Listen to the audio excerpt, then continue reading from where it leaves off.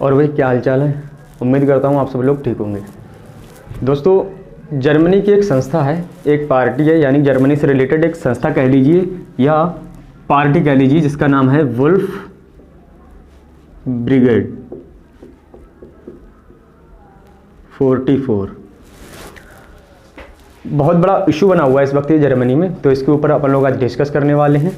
पहले तो हम लोग इस पर डिस्कस करेंगे। सेकंड में आपको बताऊंगा नाजीवाद क्या होता है, क्योंकि इसी से रिलेटेड है।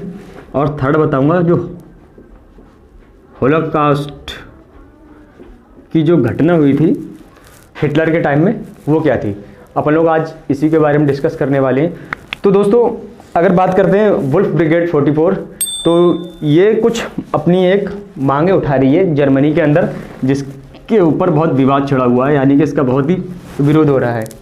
मांगे क्या उठा रही है, ये जो ब्रिगेड है ये चाहती है कि जर्मनी के अंदर हिटलर का जो दौर है वो वापस आ जाए।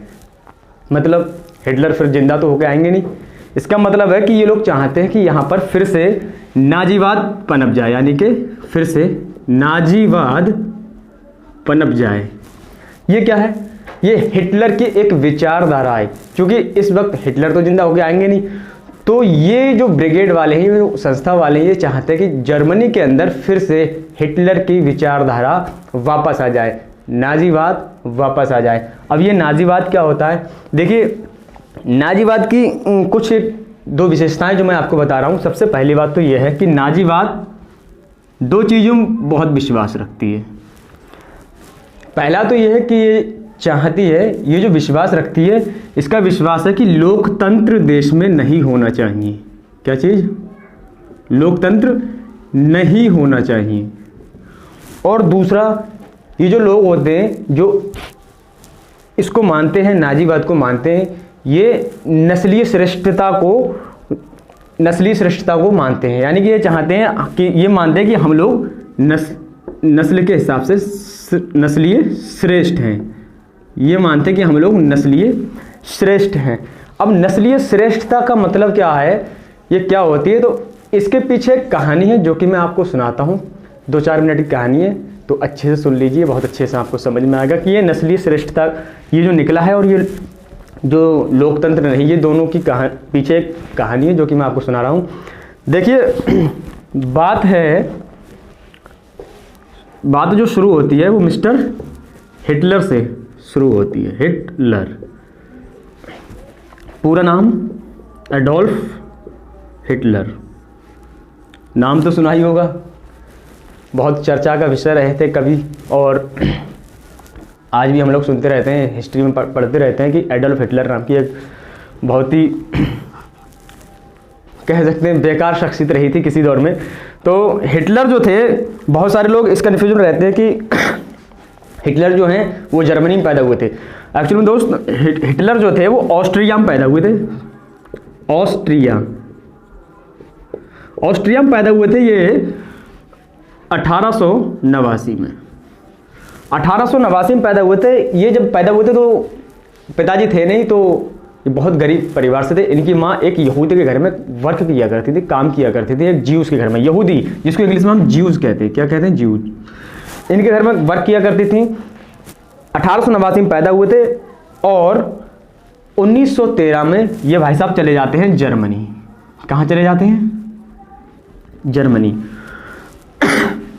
1913 में ये जर्मनी चले जाते हैं। 1913 सुन करके आपके माइंड में एक फिगर बनाऊंगा कि ये वही टाइम पीरियड है जिस टाइम पीरियड में लगभग फर्स्ट वर्ल्ड वॉर शुरू होने वाला था। बिल्कुल, जब फर्स्ट वर्ल्ड वॉर शुरू हुआ, यानी कि 1914 में फर्स्ट वर्ल्ड वॉर आपका शुरू होता है। जब फर्स्ट वर्ल्ड वॉर 1914 में शुरू होता है, तब ये जाकर के जर्मनी की जर्मन सेना को ज्वाइन कर लेते हैं 1914 में, और जर्मनी की तरफ से फर्स्ट वर्ल्ड वॉर लड़ते हैं। देखिए जब फर्स्ट वर्ल्ड वॉर समाप्त हो जाता है आपका, तो फर्स्ट वर्ल्ड वॉर में जर्मनी की बहुत ही बुरी तरह से हार होती है, यानी कि जर्मनी पराजित हो जाता है। और इसके हार का जो ठीकरा है ना, ये वहाँ के यहूदियों पर फोड़ दिया जाता है। यहूदियों पर फोड़ दिया जाता है। और जो एडोल्फ हिटलर है ये एक बहुत बड़े सिपाही बनकर उभरते हैं और लोगों को समझाते हैं कि भाई ये जो जर्मनी हारा ना, ये आपके यहूदियों की वजह से हारा है, और यहूदियों के लिए बहुत ही घृणा अपने हृदय में भर लेता है। देखिए, जब ये जर्मनी फर्स्ट वर्ल्ड वॉर हार जाती है तो दुनिया के जो यूरोपीय कंट्री थी या फिर और जो देश थे वो इस पर बहुत सारे सैक्शंस लगा देते हैं, टैक्सेस लगा देते हैं, और फर्स्ट वर्ल्ड वॉर का जो जिम्मेदार है जर्मनी को ठहरा देते हैं, और इसकी बहुत सारी ज़मीन फ्रांस और यूके वगैरह हड़प लेते हैं, जिस कारण जो हिटलर जो था उसको बहुत आत्मग्लानि होती है, बहुत घृणा होती है, बहुत टूट जाता है और सेना को छोड़ देता है और एक पार्टी ज्वाइन कर लेता है जिसका नाम था German worker party, German workers party. ठीक, इसी को जाना जाता है दूसरे नाम से नाजी पार्टी। इसी को नाजी पार्टी के नाम से जाना जाता है। तो दोस्तों, हिटलर क्या करता है, ये लोगों के बीच में जाकर समझाता है, सबको समझाता है कि भाई जर्मनी की जो हार है इसका जिम्मेदार कोई और नहीं है, बल्कि आपके यहाँ, आपके शहर में रह रहे जो ज्यूस हैं, जो यहूदी हैं, वही हैं, उनकी वजह से ही हारा है। देखिए होता क्या है, जो यहूदी हैं वो बहुत समझदार यानी कि इंटेलिजेंट माने जाते थे, पैसे वाले होते थे, व्यापारी होते थे। तो ये कहता था कि भाई यहूदी हैं, ये व्यापार करते हैं अपना, ये इनको अपने देश से कोई मतलब नहीं है और इन्होंने अपने देश के लिए कुछ भी नहीं किया है। अब हम इन्हीं को मिटाएंगे, अब जर्मनी अपने आत्मसम्मान के लिए लड़ेगा। अब यहाँ से टाइम शुरू होता है एडोल्फ हिटलर का। ये चुनाव में उतरते हैं सन 1932 में और चुनाव जीत कर के आते हैं। 1933 में ये वहाँ के राष्ट्रपति या फिर कह लीजिए चांसलर बन जाते हैं और 1934 में ये एक रूप धारण कर लेते हैं साहब तानाशाह का। तानाशाही के बाद ये वहाँ के लोगों के अंदर ज्यूस के खिलाफ बहुत सारी घृणा भर देते हैं। और ज्यूस के खिलाफ घृणा भरने का एक और जो हिस्टोरियन कहते हैं या फिर एक और बात प्रचलित है कि ज्यूस के लिए इनके दिल में नफरत इसलिए और ज़्यादा थी क्योंकि इनकी गर्लफ्रेंड थी, वो भी ज्यूस थी, जिन्होंने इनको धोखा दे दिया था, ऐसा कहा जाता है। हिस्टोरियन कहते हैं कि इनकी गर्लफ्रेंड एक थी ज्यूस, उन्होंने इनको धोखा दे दिया था, इसलिए इनके दिल में और ज़्यादा नफरत भर गई थी। इन्होंने इतनी ज़्यादा घृणा भर दी थी लोगों के खिलाफ, जर्मन लोगों के अंदर, कि जर्मनी 1939 में अगेन 1939 में वर्ल्ड वॉर सेकेंड में कूद पड़ा। देखिए दोस्तों, मैं यहाँ पर आपको वर्ल्ड वॉर नहीं पढ़ा रहा हूँ, मैं सिर्फ यहाँ पर नाजीबात समझा रहा हूँ, हॉलोकॉस्ट की जो घटना हुई थी, और बाकी वुल्फ जो 44 है उसको समझा रहा हूँ। कभी अलग सीरीज में मैं वर्ल्ड वॉर आपको कवर करूँगा। तो यहाँ पर वर्ल्ड वॉर सेकेंड की शुरुआत हो जाती है और यहीं से कहानी शुरू होती है फिर ज्यूस के पतन की, ज्यूस को मारने की, काटने की कहानी शुरू होती है। तो दोस्तों, जब वर्ल्ड वॉर शुरू हो जाता है उसी दौरान ज्यूस के पतन की कहानी शुरू होती है और ज्यूस लोगों को यानी कि यहूदी थे उनको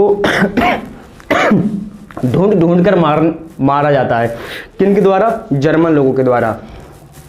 पूरे ऐसा कहा जाता है कि पूरे यूरोप में एक एक कोने से यहूदियों को ढूंढ ढूंढ करके मारा गया था। और उस टाइम पीरियड में 39 के बाद और 45 तक लगभग 6 मिलियन या फिर कह लीजिए 60 लाख लोग या 60 लाख लोगों को, यहूदी लोगों को मार दिया गया। अब इन लोगों में कौन थे? बच्चे भी थे, बूढ़े भी थे, औरतें भी थी। देखिए होता क्या था, इन लोगों को पकड़ करके, यहूदी लोगों को पकड़ करके एक घुसेड़ देते थे ट्रेन में, बिल्कुल बंद कर देते थे। इतनी स्पेस हुआ करता था कि अगर 100 लोगों का स्पेस है तो उसमें हजारों भर दिए, एक दूसरे के ऊपर चढ़ा करके भर दिए और उनको ले जाया जाता था कैंप में। वहाँ पर इनकी फिर छटनी हुआ करती थी, बच्चे अलग कर लिए करते थे, लेडीज़ को अलग किया करते थे ये लोग और जेंट्स को अलग किया करते थे। उनमें से निकालते थे कि कौन से जो यहूदी हैं या कौन लोग हैं जो वर्क कर सकते थे। तो जो काम कर सकते हैं उनको ये लोग काम कराते थे, हिटलर के समर्थक या फिर हिटलर। और जो लोग काम नहीं कर सकते थे उनको मार दिया जाता था। मारा कैसे जाता था? इनको गैस चैम्बर में ले जाया जाता था, नंगा करके इनको कपड़े पहनाते थे दूसरे और कहा करते थे कि भैया आप बाथिंग के लिए जा रहे हैं और शावर के लिए जा रहे हैं, और इनको गैस चैम्बर में ले जा करके हजारों की तादाद में एक साथ घुसेड़ दिया जाता था। और आधे घंटे के बाद सब कुछ खामोश हो जाता था। सबको जहरीली गैस के चैम्बर में डाल दिया जाता था और मार दिया जाता था। बाकी के बच्चे जो वर्क कर सकते थे उनको काम करवाते थे और खाना वगैरह देते नहीं थे, तो वो लोग भूखमरी से मर जाते थे। जब तक काम करवाते थे जब तक वो मर नहीं जाते थे। तो ऐसा कहा जाता है कि उस दौरान, उस टाइम पीरियड में पूरे यूरोप से ढूंढ ढूंढ करके और खुद जर्मनी से ढूंढ करके लगभग 60 लाख यहूदियों को 60 लाख यहूदियों को मार दिया गया था। ये एक बहुत ही बड़ा इंसानियत पर धब्बा था, बहुत ही बड़ा जीनोसाइड हुआ था। इसका इस टाइम पीरियड को बहुत ही काले अक्षरों में इतिहास में लिखा गया है, ऐसा जो कि नहीं होना चाहिए था। तो दोस्तों इसी टाइम पीरियड में जो महान साइंटिस्ट अल्बर्ट आइंस्टीन थे वो तो बच गए थे, वो उस दौरान अमेरिका में थे, वो इसी कारण यहाँ पर आए भी नहीं थे। और इस तरह से यहाँ पर बहुत बड़ा नरसंहार हुआ था और इसी घटना को हम कहते हैं होलोकास्ट। क्या कहते हैं? होलोकास्ट। ये होलोकास्ट की जो घटना हुई थी ये उसी विचारधारा से प्रेरित थी, नाजीवाद से। और आज जो जर्मनी में ये जो ब्रिगेड 44 है ये इसी विचारधारा को फिर से पनपाना चाह रही है, यानी कि नस्लीय श्रेष्ठता को बढ़ावा देना चाह रही है, जिसका विरोध हो रहा है। इसी कारण जर्मनी की चांसलर एंजेला मर्केल ने उस संस्था के 11 लोगों को गिरफ्तार भी करवा लिया है। तो ऐसा नहीं होना चाहिए, क्योंकि जो श्रेष्ठता, जो वर्ड है, नस्लीय श्रेष्ठता हो चाहे किसी भी तरह की श्रेष्ठता हो, ये विध्वंस की तरफ ही ले जाती है। ऐसा नहीं होना चाहिए। उम्मीद है आपको होलोकास्ट की घटना, नाजीवाद, और यही जो विचारधारा इसी को नाजीवाद कहते हैं, यानी कि हिटलर की विचारधारा को ही नाजीवाद कहते हैं। उम्मीद करता हूँ कि नाजीवाद की जो विचारधारा या होलोकास्ट की जो घटना है वो आपको अच्छे से समझ में आई होगी। मिलते हैं अगली वीडियो में, तब तक के लिए जय हिंद।